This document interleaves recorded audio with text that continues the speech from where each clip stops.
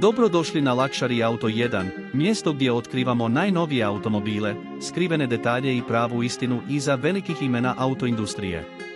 Ako volite dizajn, snagu i modernu tehnologiju, na pravom ste kanalu, zato se udobno smjestite jer danas govorimo o automobilu koji donosi novu energiju u Škodinu ponudu.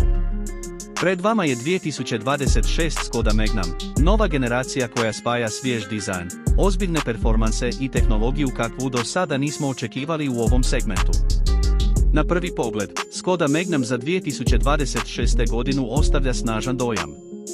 Dizajneri su očito odlučili napraviti veliki iskorak i udaljiti se od konzervativnog izgleda prethodnih modela. Prednji dio vozila dominira širokom maskom s modernim LED matrix svjetlima koja daju agresivan, ali elegantan karakter. Linije su oštrije, karoserija djeluje šire i stabilnije, a aerodinamički elementi nisu samo estetski dodatak nego imaju stvarnu funkciju u poboljšanju učinkovitosti i stabilnosti pri većim brzinama. Profil vozila otkriva dinamične proporcije, s naglašenim ramenima i elegantnim krovom koji blago pada prema stražnjem dijelu.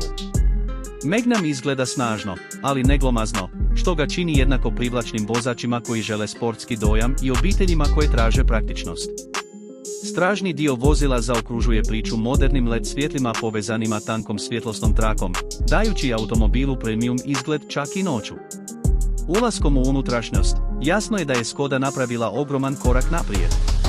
Kabina 2026 Škoda Magnuma djeluje prostrano, moderno i vrlo kvalitetno izrađeno.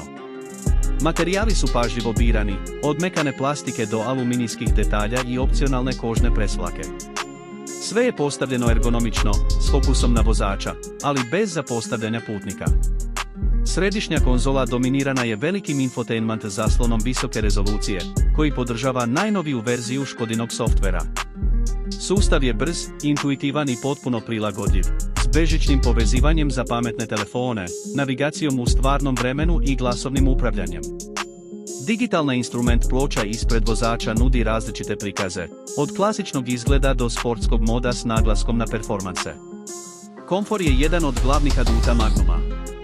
Sjedala su široka, udobna i dizajnirana za duža putovanja, s opcijama grijanja, ventilacije i masaže.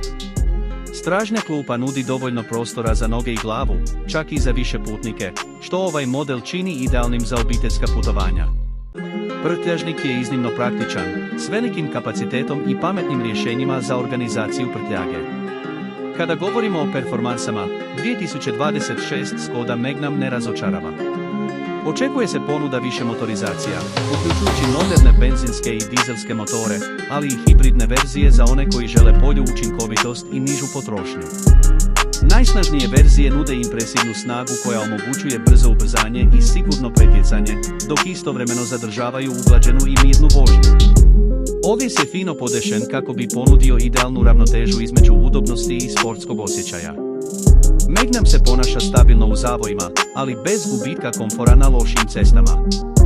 Upravljanje je precizno, a osjećaj kontrole ulijeva povjerenje, bilo da vozite gradskim ulicama ili otvorenom cestom.